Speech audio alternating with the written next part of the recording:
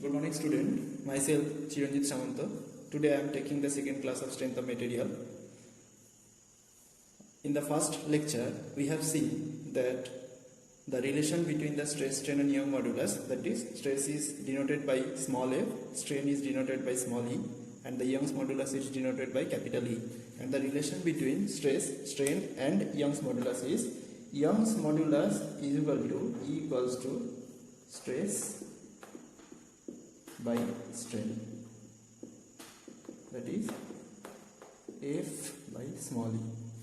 And from this relation we get the elongation is equal to, that is del L is equal to PL by AE. This is the actual relation we have got in the last lecture, and today we are discussing a small numerical problem by using this relation. Let's see. So let's start the problem. তো আমরা প্রবলেমটা শুরু করছি।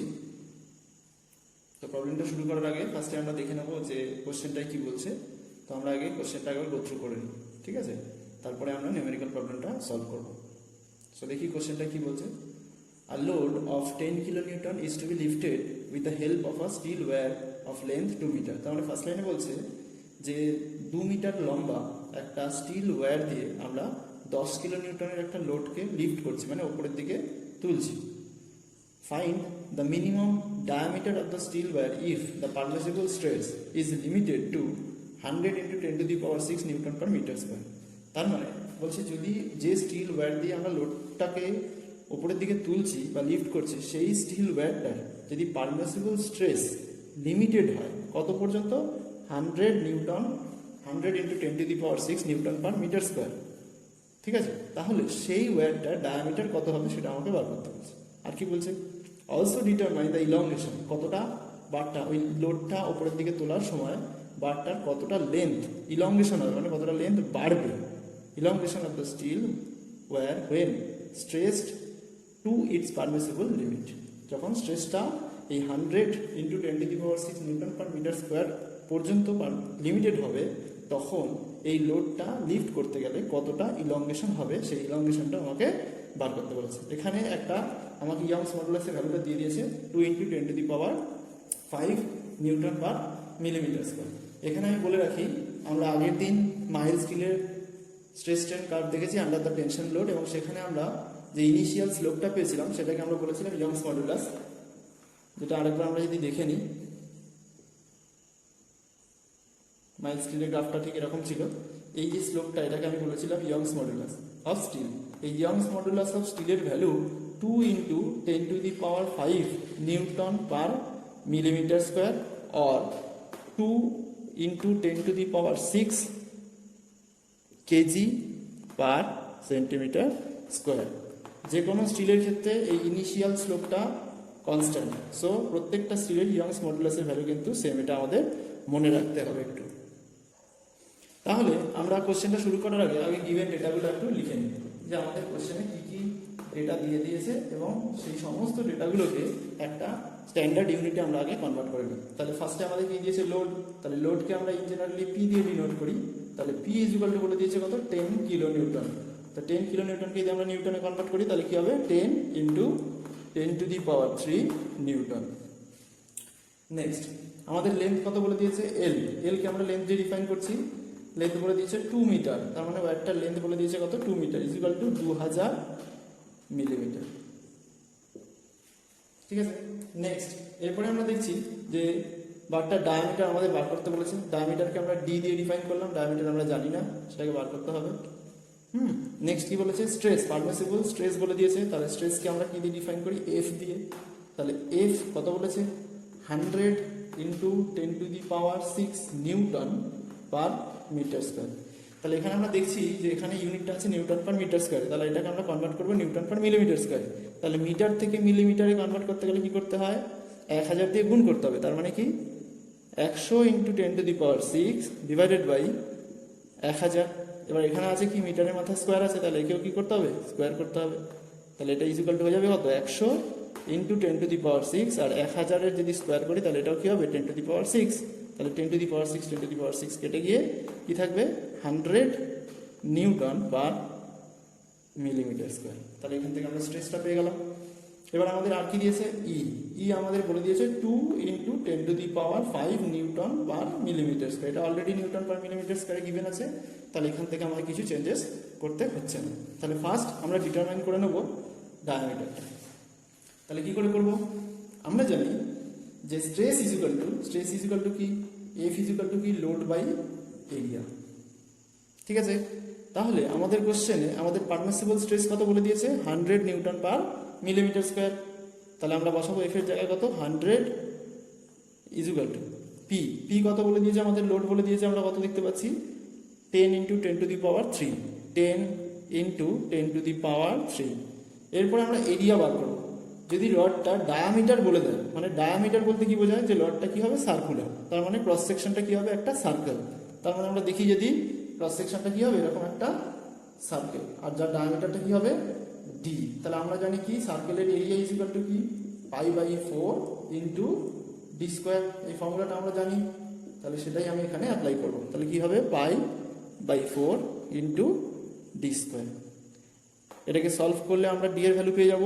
তাহলে D এর value আমরা এখান থেকে পেয়ে যাচ্ছি 11.3 millimetre, which is equals to almost 12 millimetre. তাহলে আমরা ডায়ামিটার অফ দ্য ওয়্যার পেয়ে গেলাম এখান থেকে। ঠিক আছে, তাহলে আমরা ডায়ামিটার পেয়েছিলাম 12 মিলিমিটার। নেক্সট এরপরে আমাদের বার করতে বলেছে ইলংগেশন। আমাদের কি বার করতে বলেছে ইলংগেশন। তো জেনারেলি আমরা ইলংগেশনকে কি দিয়ে ডিফাইন করি ডেল এল।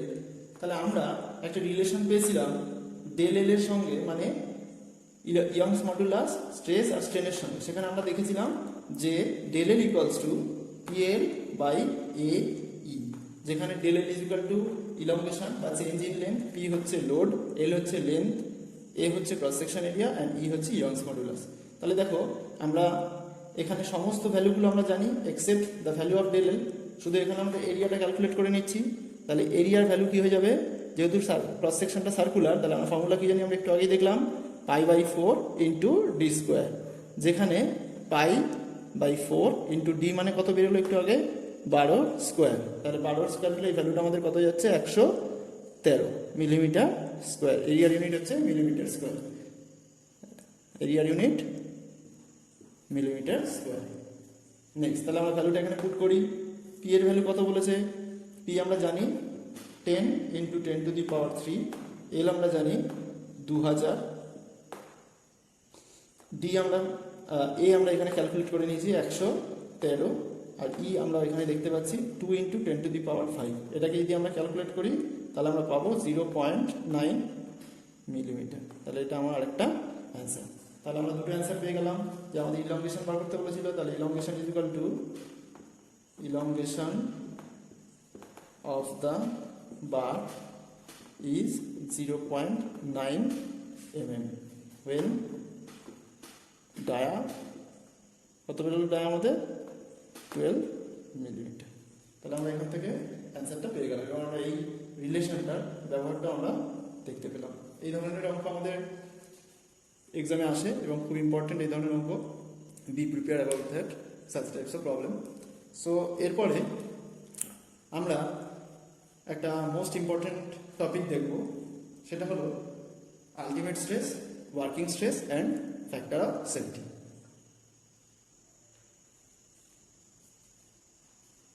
সো আমরা দেখব যে ultimate stress. So ultimate stress is the ratio of ultimate load to the initial cross section area. আমরা দেখতে পাচ্ছি যেখানে একটা রিলেশন লেখা আছে ultimate stress equals to ultimate load by initial cross section area. So আমরা ইনিশিয়াল ক্রস সেকশন এরিয়া মানে তো বুঝতে পারছি যে আমরা যদি কোনো একটা প্রিজমেটিক বার নিই, সেই বারে লোড দেওয়ার আগে যে ক্রস সেকশন এরিয়াটা সেটাকে আমরা কি বলছি ইনিশিয়াল ক্রস সেকশন এরিয়া। কিন্তু আলটিমেট লোড বলতে আমরা কি বুঝি? The ultimate load is defined as a load which is applicable into the member. The ultimate load is the maximum load which is applicable into the member without any failure. তার মানে কি, যে একটা member maximum তার মধ্যে আমরা যতটা load apply করতে পারবো তার ফেলিওর হওয়ার আগের মুহূর্ত পর্যন্ত, তাহলে সেই লোডকে আমরা বলবো কি আলটিমেট লোড। আর আলটিমেট লোডকে আমরা মেটেরিয়ালের ক্রস সেকশন এরিয়া দিয়ে যদি ডিভাইড করি তাহলে আমরা কি পেয়ে যাবো আলটিমেট স্ট্রেস। বোঝা গেছে? সো এবার আমরা দেখবো what is working stress. So working stress is the ratio in between the working load to the initial cross section. So working load is denoted by P and the initial cross section is denoted by A, যেটা আমরা আগেই দেখলাম একটু আগে।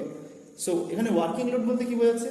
Working load বলতে বোঝায় যে মেটেরিয়ালের permissible limit পর্যন্ত আমরা যে লোড অ্যাপ্লাই করি সেটাকে বলছে ওয়ার্কিং লোড।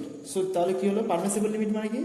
উইচ ইজ যে আমরা মেটেরিয়ালকে ধরে নিচ্ছি যে যেমন ধরে নিচ্ছি যে এই মেটেরিয়ালটা ম্যাক্সিমাম, এই যে বারটা আমরা দেখতে পাচ্ছি, এই বারটা ম্যাক্সিমাম আমাদের 10 কিলোনিউটন লোড অ্যাপ্লাই করা যেতে পারে।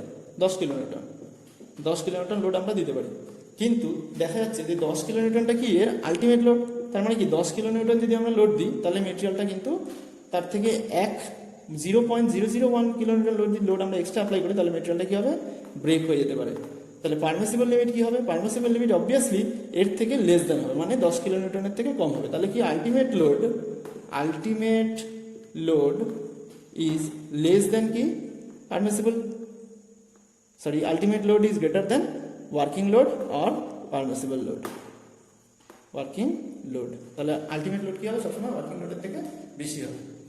আর পারমিসিবল লোডকে ইন জেনারেলি আমরা কি ওয়ার্কিং লোড দিয়ে ডিফাইন করি। বোঝা গেল?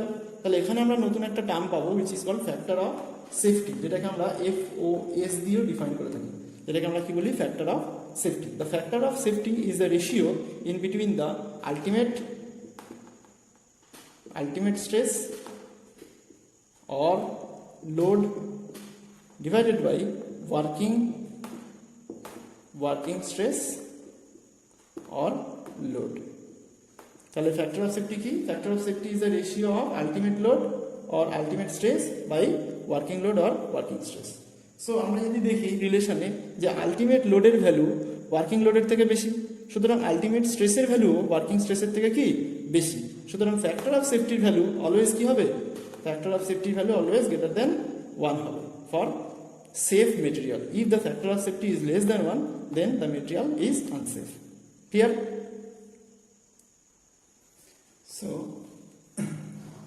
এবার আমরা ডিসকাস করব আর একটা মোস্ট ইম্পর্টেন্ট টপিক, সেটা হলো deformation of a prismatic bar or of a body due to its self weight. তার মানে কি এতক্ষণ পর্যন্ত আমরা যে ডিফর্মেশনগুলো দেখছিলাম যে কোনো প্রিজমেটিক বারের, সেখানে আমরা কি দেখছিলাম যে কোনো প্রিজমেটিক বারের ডিফর্মেশন তখনই হচ্ছিল যখন প্রিজমেটিক বারকে আমরা কোনো এক্সটার্নাল লোড দিয়ে টানছিলাম অথবা কম্প্রেশন ফোর্স অ্যাপ্লাই করছিলাম, যে কোনো একটা আইদার টেনসাইল বা কম্প্রেশন ফোর্স অ্যাপ্লাই করছিলাম। তখন আমরা দেখছিলাম যে এই প্রিজমেটিক বারের শেপ ডিফর্ম করছিল, ছোট হয়ে যাচ্ছিল অথবা বড় হয়ে যাচ্ছিল। কিন্তু এখানে আমরা দেখব যে কোনো প্রিজমেটিক বার তার ইলংগেশন ঘটছে due to its self weight. তার নিজস্ব ওজনের জন্য কত পরিমাণ ইলংগেশন হবে সেটা আমরা এবার একটা প্রুফ করে দেখব।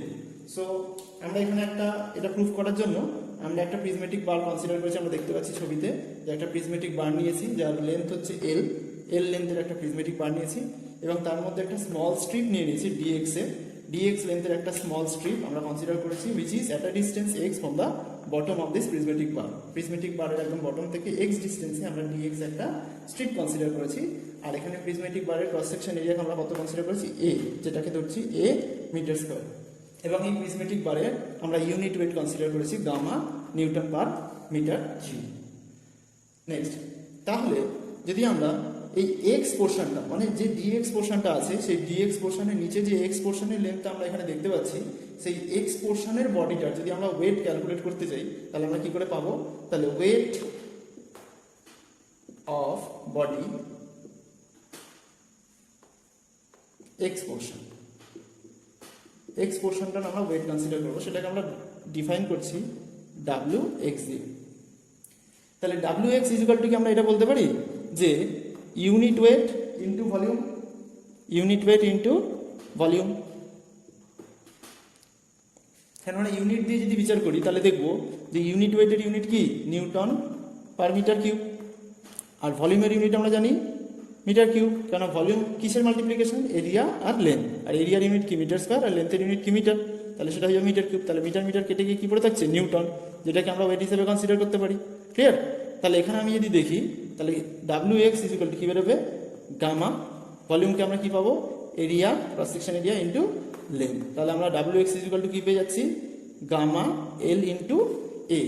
বাট এখানে তো আমাদের এল লেন্থের বডি না, আমাদের কোন পোর্শনের জন্য বার করছি? এক্স পোর্শনের জন্য। তাহলে এখানে এক্স এল এর জায়গায় কী হয়ে যাবে? এক্স। তাহলে কী বেরোলো? W X is equal to gamma A into X. ঠিক আছে? এরপরে আমরা জানি যে স্ট্রেস ইজ ইকুয়াল টু কি? স্ট্রেসকে আমরা জেনারেলি এফ দিয়ে ডিফাইন করি। তাহলে স্ট্রেস ইজ ইকুয়াল টু কি? Load per area. তাহলে এখানে লোড কত? W X. এরিয়া কত? Cross section area, initial cross section area কি? এ। তাহলে ডাব্লিউ এক্স এর জায়গায় যদি আমরা ডাব্লিউ এক্স এর ভ্যালু পুট করি gamma A into x divided by A, তাহলে এ এ ক্যান্সেল হয়ে যাবে। তাহলে কি পড়ে থাকে? Gamma X. তাহলে আমরা স্ট্রেস ইজ ইকুয়াল টু কি পেয়ে গেলাম? Gamma into X. এবার আমরা একটা রিলেশন জানি যে Young's modulus is equal to কি? স্ট্রেস ডিভাইডেড বাই কি? স্ট্রেন। তাহলে এখান থেকে স্ট্রেন ইজ ইকুয়াল টু কি আমরা বলতে পারি? যে stress divided by Young's modulus. ঠিক আছে? নেক্সট আমরা স্ট্রেন, যদি আমরা এক্স পোর্শনের স্ট্রেন দেখি, যদি আমরা ডিএক্স এক্স, এই যে এক্স পোর্শনের ওয়েটের জন্য ডিএক্স পোর্শনের কতটা ইলংগেশন হবে সেটা যদি আমরা দেখতে চাই, তাহলে আমরা জানি কি? Strain is equal to del L by L. তাহলে স্ট্রেন ইজ ইকুয়াল টু কি জানি আমরা? Del L by L. এখানে ডেল এল মানে কি? Change of length. Change of length বলতে কি বোঝাচ্ছে? যদি আমি ডিএক্স পোর্শনের জন্য চেঞ্জ অফ লেন্থ যদি আমি কনসিডার করি, ডেল ডিএক্স, আর লেন্থ কত হবে? লেন্থ হবে ডিএক্স। কেন ডিএক্স? কারণ আমরা এক্স পোর্শনের জন্য, এক্স পোর্শনের বডির ওয়েটের জন্য ডিএক্স স্ট্রিপে কতটা ইলংগেশন হচ্ছে সেটাকে চেক করতে চাই। তাহলে স্ট্রেন কি হবে? Del dx divided by dx. তাহলে এখানে আমরা এই স্ট্রেনের এই ভ্যালুটা পুট করি যে del dx divided by dx is equal to F এর ভ্যালু কি? Gamma into x divided by E. তাহলে এখান থেকে আমরা পেতে পারি del dx is equal to gamma x by E into dx. এটাকে আমরা এখান থেকে পেয়ে যাব। ক্লিয়ার? তাহলে দেখো আমরা দেখি এর পরবর্তীতে আমরা যদি এই জিনিসটা দেখি যে যদি আমরা ডেল ডিএক্স এর ইন্টিগ্রেট করি 0 টু এল পর্যন্ত, তাহলে আমরা কি পাবো? টোটাল যদি ডিএক্স লেন্থের জন্য, ডিএক্স লেন্থে এক্স এর ওয়েটের জন্য এতটা ইলংগেশন হয়, তাহলে আমরা যদি টোটালটাকে ইন্টিগ্রেট করি 0 টু এল পর্যন্ত, তাহলে টোটাল 0 টু এল লেন্থের প্রিজমেটিক বারে কতটা চেঞ্জ অফ লেন্থ হবে সেটা আমরা পেয়ে যাবো। সেটাকে আমরা ইন জেনারেলি কী দিয়ে ডিফাইন করবো? সেটাকে আমরা ডিফাইন করবো ডেল এল দিয়ে। বুঝতে পেরেছি আমরা? তাহলে সিমিলারলি তাহলে এক্ষেত্রে আমাকে কী করতে হবে? এটাকেও ইন্টিগ্রেট করতে হবে 0 টু এল লিমিট পর্যন্ত, gamma x divide by E into dx. এটাকে আমরা ইন্টিগ্রেট করবো। সো দেখি এবার আমরা, তাহলে আমরা এই রিলেশনটা পাচ্ছি যে del L is equal to কি? 0 টু এল ডেল ডিএক্স। এই ডেল ডিএক্স পরিমাণ চেঞ্জ অফ লেন্থ হচ্ছে, সেটাকে আমরা 0 টু এল পর্যন্ত ইন্টিগ্রেট করলে আমরা পাবো ডেল এল। আর del dx is equal to কি? আমরা একটু আগে দেখলাম gamma x divided by E into dx.